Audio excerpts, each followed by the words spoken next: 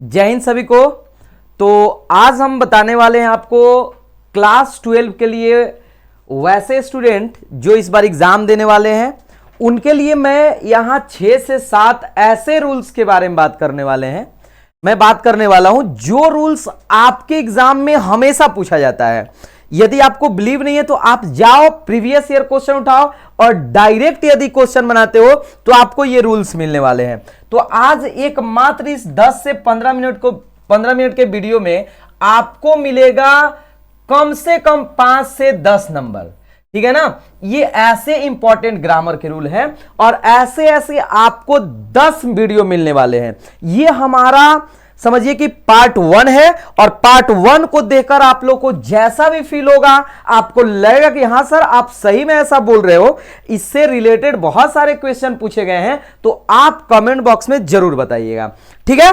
चलिए तो ज्यादा टाइम नहीं लेते हुए मैं बात करने वाला हूं रूल नंबर 1, ठीक है ना। मैं आपको बता दूं कि 1 नंबर से लेकर 60 नंबर तक आपका इंग्लिश ग्रामर का क्वेश्चन पूछा जाता है और 61 से लेकर 100 तक आपका बुक्स का क्वेश्चन पूछा जाता है, ठीक है ना। तो मैं ग्रामर का बात करने वाला हूं। रूल नंबर 1 जो है ये आप यदि देखिएगा, रूल नंबर ए जो है आप हर एग्जाम देखिएगा, चाहे 2010, 11, 12 कभी भी ये आपसे पूछा हुआ है। और जब से ऑब्जेक्टिव किया है 2018 से ये क्वेश्चन समझिए बहुत ज्यादा इंपॉर्टेंट है कि लेट के बाद यदि लेट का यूज किया गया हो सेंटेंस में तो लेट के बाद आपका ऑब्जेक्ट आता है और ऑब्जेक्ट के बाद यूज होता है आपका वर्ब 1, ठीक है ना। माय डियर स्टूडेंट, यहां से आपसे 2 क्वेश्चन पूछे जाएंगे, यहां से आपसे 2 क्वेश्चन पूछे जाएंगे। कैसे सर? क्योंकि आपको याद होना चाहिए कि इसमें लेट आया, लेट के बाद ऑब्जेक्ट, आपको फॉर्म याद होना चाहिए। जैसे मैं यहां बात करूं सब्जेक्ट और ऑब्जेक्ट का, तो यहां मैं लिख भी देता हूं आपके लिए ताकि आपको कोई प्रॉब्लम ना हो। एक तरफ सब्जेक्ट और एक तरफ मैंने लिखा ऑब्जेक्ट। यदि मैं सब्जेक्ट का बात करूं तो आई का ऑब्जेक्ट क्या होता है? मी होता है। वी का ऑब्जेक्ट क्या होता है? अस होता है। आप सभी को याद होगा, आई नो कि आप सभी को याद होगा, मैं बस एग्जांपल दे रहा हूं कि ऐसे आएगा, ठीक है ना। यू का तो ऑब्जेक्ट यू ही होता है डियर, ठीक है। अच्छा जी, ही का क्या होता है? हिम होता है। सी का क्या होता है? हर होता है। ईट का आपका ईट ही होता है, ईट का आपका ईट ही होता है। और दे का आपका क्या होता है? देम होता है। दे का डियर क्या होता है? डेम होता है। इतना तो सबको याद होगा। तो लेट जब भी सेंटेंस में आएगा, कभी कभी तो सब्जेक्ट में आ जाता है, कभी कभी बीच में भी आ जाएगा, लेकिन जब भी आएगा तो इसके बाद आपका ऑब्जेक्टिव फॉर्म आएगा और इसके बाद आने वाला वर्ब हमारा वर्ब 1 होगा, ठीक है ना जी। जैसे यदि मैं बात करूं एग्जांपल, क्योंकि मेन एग्जांपल ही है, जैसे मैं यहां आपको क्वेश्चन दूं लेट ब्लैंक गो देयर, जैसे एग्जाम्पल सबसे ज्यादा इंपॉर्टेंट है। अगर आपके लिए यहां ऑप्शन है, देखिएगा आई है, ठीक है ना। बी में आपका माय डियर स्टूडेंट मी है, सी में आपका माई है और डी में आपका माइन है। अगर इस लेवल का क्वेश्चन दे, क्योंकि जब मैं आपका मिसलेनियस क्वेश्चन स्टार्ट करूंगा तो मैं सोच रहा हूं कि आपका पूरा का पूरा रूल्स कवर अप हो, चाहे आप कहीं से भी पढ़े हो, तो इसलिए आपको ये चीजें जानना बहुत जरूरी है। अब जैसे ही आप ऑप्शन देखेंगे तो लेट यूज है, लेट के बाद आप याद करेंगे कि लेट के बाद हमारा यूज होता है ऑब्जेक्ट, लेट के बाद हमारा क्या यूज होता है? ऑब्जेक्ट। अगर ऑब्जेक्ट यूज हो तो यानी हमारा ऑब्जेक्ट क्या होता है? ऑप्शन को काटना सीखिए। आई क्या ऑब्जेक्ट है? नहीं सर, गलत है। क्या माई ऑब्जेक्ट है? नहीं, माई हमारा पजेसिव एडजेक्टिव है, ठीक है ना। माइन हमारा पजेसिव प्रोनाउन है। अगर नहीं याद होगा तो आप कमेंट बॉक्स में लिखिएगा कि सर हम लोग को एक ऐसा वीडियो बनाइए जिसमें पजेसिव एडजेक्टिव, पजेसिव प्रोनाउन सारा चीज हो। इसमें ऑब्जेक्ट हमारा क्या है जी? मी है, इसलिए लेट मी हमारा करेक्ट आंसर हो जाएगा, यानी मी हम लोग का बिल्कुल ही सही आंसर हो जाएगा, कोई दिक्कत परेशानी नहीं होगा, ठीक है। अगर मैंने एक क्वेश्चन दिया लेट सी प्ले क्रिकेट, ये आप लोग का होमवर्क है, क्या यहां पर सी सही है? कमेंट बॉक्स में जरूर करके बताइएगा।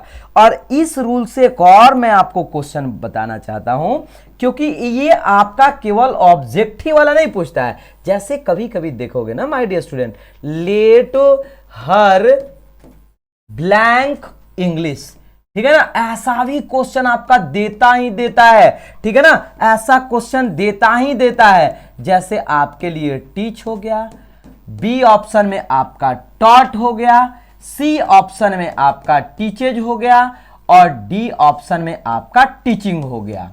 डी ऑप्शन में आपका क्या हो गया, टीचिंग हो गया।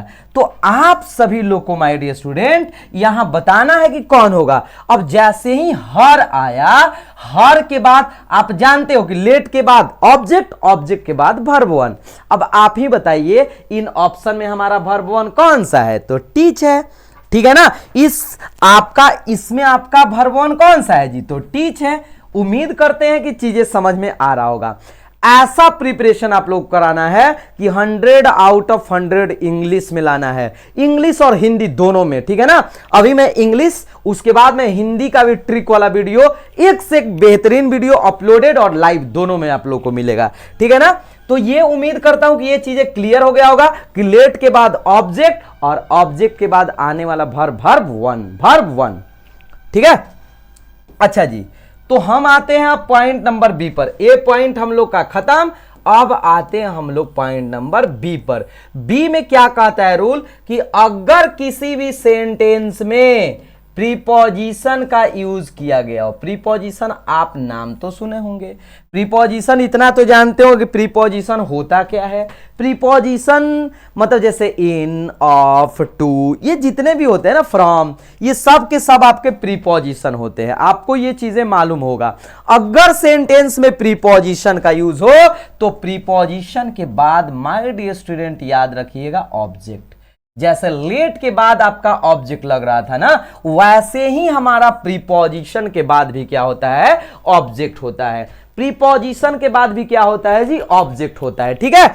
दूसरा मात्र 2 रूल मैं इसमें बताऊंगा। अगर सेंटेंस में इसी का पार्ट है, अगर सेंटेंस में प्रीपोजिशन यूज हो, जनरली मैं बात कर रहा हूं, और प्रीपोजिशन के बाद वर्ब का यूज किया गया हो माय डियर स्टूडेंट, तो आने वाला वर्ब मेरे प्यारे साथियों वर्ब 4 होगा। आने वाला वर्ब हम लोग का वर्ब 4 होगा। क्यों सर आने वाला वर्ब क्यों वर्ब 4 होगा? क्योंकि आप जानते होंगे कि प्रीपोजिशन के बाद 2 ही चीज होता है, या तो नाउन या तो प्रोनाउन, या तो नाउन या तो प्रोनाउन। आप एक बात मेरे को बताइए, प्रीपोजिशन के बाद सर वर्ब कहां से आ गया? क्योंकि ये वर्ब नहीं है डियर, ये है आपका जेरंड, ये है आपका जेरंड। और जेरंड हम लोग किसको बोलते हैं? वर्ब 4 को, जब ये नाउन का काम करता है। किसका काम करता है जी? जब ये नाउन का काम करता है, ठीक है। इसको समझिए, कंसेप्ट रहेगा आपके पास, क्वेश्चन इजीली बन जाएगा। You can solve any type of question when you have concept, ठीक है ना। जैसे प्रीपोजिशन के बाद वर्ब 4 और प्रीपोजिशन के बाद ऑब्जेक्ट, ये दोनों रूल अब आप रट कर याद करो चाहे समझ कर। अब सर हम लोग रटेंगे तो समझ कैसे आएगा? तो देखिए, सबसे पहले चीजों को याद करना ही पड़ता है। जैसे हम लोग जब छोटे थे तो ABCD याद किए, रटे, फिर आपको डिफरेंस समझ में आएगा। ओ ये ABCD कैपिटल है, ये स्मॉल है, फिर समझे कि ओ इसमें वॉवेल भी होते हैं, इसमें कॉन्सोनेंट भी होते हैं, ठीक है ना। फिर हम लोगों ने वर्ड बनाया, तो पहले हम लोग को रटना पड़ेगा। अब याद रखिए, प्रीपोजिशन जहां दिखा हमारा ऑब्जेक्ट होगा, और ऑब्जेक्ट तो वही होता है जो हमने यहां लिखा है, जैसे आई का मी, वी का अस, ठीक है ना, यू का यू, ही का हिम, सी का हर, ठीक है ना। तो ये सब याद रखेगा, ईट का ईट, दे का देम। हाँ, अगर कोई नाम है तो नाम का ऑब्जेक्ट तो नाम ही होता है, ठीक है ना। आइए माय डियर स्टूडेंट, इस पर हम लोग एग्जाम्पल करें। एग्जाम्पल, जैसे मैंने यहां एग्जाम्पल दिया, he is angry, angry means नाराज, विथ ब्लैंक, ब्लैंक मतलब खाली जगह भरना है। अब आपके पास ऑप्शन है, देखिए क्या क्या, मी, बी में है आई, सी में है माई, और डी में है मान लीजिए सी। कुछ भी ऑप्शन दे सकता है, कुछ भी ऑप्शन दे सकता है आपके एग्जाम में, बट आपको वहां अडिग रहना है, आपको वहां कंसेप्ट को समझना है। यहां से 2 नंबर, वहां 2 नंबर, ये 4 नंबर वाला मैं बता रहा हूं। अब आपको देखना है डियर कि इस सेंटेंस में हमारा ऑब्जेक्ट कहां है। क्यों सर? क्योंकि विथ है भैया प्रीपोजिशन, और प्रीपोजिशन के बाद आता है ऑब्जेक्ट, ठीक है ना जी, ऑब्जेक्ट। मी को छोड़ो, आई हमारा क्या है, सब्जेक्ट है, माई हमारा पजेसिव एडजेक्टिव है, नहीं होगा, और सी फिर से हमारा सब्जेक्ट, जबकि हमारा आंसर क्या होना चाहिए, मी, क्योंकि प्रीपोजिशन के बाद सिर्फ और सिर्फ ऑब्जेक्ट होता है। ठीक है ना जी, सिर्फ और सिर्फ ऑब्जेक्ट होता है। सी इज अफ्रेड, मैं एग्जाम्पल ऐसा दूंगा ना कि आप नहीं चाहते हुए भी उसको याद कर लीजिएगा। अफ्रेड ब्लैंक, अब ऑप्शन है, ऑफ क्या है, आप लोग कमेंट में भी बताइएगा, ये तो सब किसी को मालूम है, सब कोई जानता होगा, ऑफ हमारा प्रीपोजिशन है, जनरली प्रीपोजिशन है। अब देखो यहां ऑप्शन ए में है, अच्छा ऑप्शन मैंने ए ऑलरेडी लिखा है, ऑप्शन ए में क्या दिया हुआ है भाई, ऑप्शन ए में हम लोग का बाबू लोग दिया हुआ है, मान लीजिए यहां पर मैं लिख देता हूं गो, बी ऑप्शन में है डियर वेंट, सी ऑप्शन में है गोइंग, और डी ऑप्शन में मान लीजिए मैंने लिखा goes.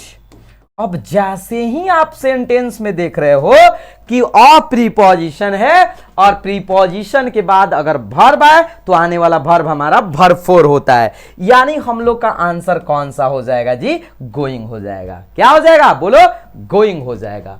Going will be the correct answer, going हम लोग का 100% सही आंसर है, इसलिए हम लोग का क्या हो जाएगा, गोइंग आंसर हो जाएगा। गोइंग से किसी को दिक्कत नहीं होना चाहिए, ठीक है ना, गोइंग से किसी को दिक्कत नहीं होना चाहिए। सी एग्रीड विथ ऑप्शन है, ऑप्शन है। आप लोग, ये आप लोग का होमवर्क है कि आप सभी लोग यदि वीडियो देखे होंगे तो आसानी से इसका आंसर दे सकते हो। सी हर्स, हर, और डी में हर सेल्फ, और डी में हर सेल्फ, यहां से आपका करेक्ट आंसर आना चाहिए। हमारा क्या आंसर होगा ये आप लोग कमेंट बॉक्स में जरूर बताइएगा, ठीक है ना। तो 2 और 2 नंबर 4 नंबर कंप्लीट किए। कौन कौन, लेट के बाद हमारा अभी लास्ट में रिवीजन करेंगे। एक अगला रूल, ये तो भाई बहुत इंपॉर्टेंट है यार, ये तो समझिए कि आता ही आता है सेंटेंस में। यदि सेंटेंस में माय डियर स्टूडेंट वर्ब का यूज किया गया हो, सुनिएगा ध्यान से, यदि सेंटेंस में वर्ब का यूज किया गया हो तो वर्ब से पहले हमारा आता है सब्जेक्ट और वर्ब के बाद आता है ऑब्जेक्ट, ठीक है ना। वर्ब से पहले सब्जेक्ट और वर्ब के बाद ऑब्जेक्ट। अब आइए, वर्ब से पहले हम लोग लिख देते हैं यहां पर, क्या होगा जी, क्या होगा, जब भी आएगा तो सब्जेक्ट आएगा, और वर्ब के बाद क्या आएगा माय डियर स्टूडेंट, जब भी आएगा तो ऑब्जेक्ट आएगा। सब्जेक्ट और वर्ब से पहले सब्जेक्ट और वर्ब के बाद ऑब्जेक्ट, वर्ब से पहले सब्जेक्ट, वर्ब के बाद ऑब्जेक्ट, ठीक है ना। चलिए यहां पर आपके लिए क्वेश्चन है, क्या क्वेश्चन है, आई टॉट ब्लैंक। अब ऑप्शंस है, देखिएगा ऑप्शंस क्या क्या है। अब देखो 3 चीज के बाद ऑब्जेक्ट हम लोग देख लिए। पहला हम लोगों ने क्या देखा कि लेट के बाद ऑब्जेक्ट, दूसरा हम लोगों ने क्या देखा कि सेंटेंस में यदि माय डियर स्टूडेंट, इस पर क्वेश्चन भी हम लोग करेंगे, यदि माय डियर स्टूडेंट सेंटेंस में प्रीपोजिशन हो तो ऑब्जेक्ट, यदि लेट के बाद ऑब्जेक्ट हो तो आने वाला वर्ब वर्ब 1 होता है, ठीक है ना, याद रखिएगा। आई टॉट ऑप्शन ही, बी का ऑप्शन है हिम, सी वाला ऑप्शन है हिमसेल्फ, और डी नंबर में है हिज, ठीक है ना। अब आप जानते हो भैया, अब आप जानते हो मेरे दोस्त, मेरे प्यारे दोस्त, कि टॉट हमारा वर्ब है और वर्ब से पहले सब्जेक्ट और वर्ब के बाद ऑब्जेक्ट। अब जब ऑब्जेक्ट आएगा तो हम लोग का क्या आंसर हो जाएगा, हिम हो जाएगा।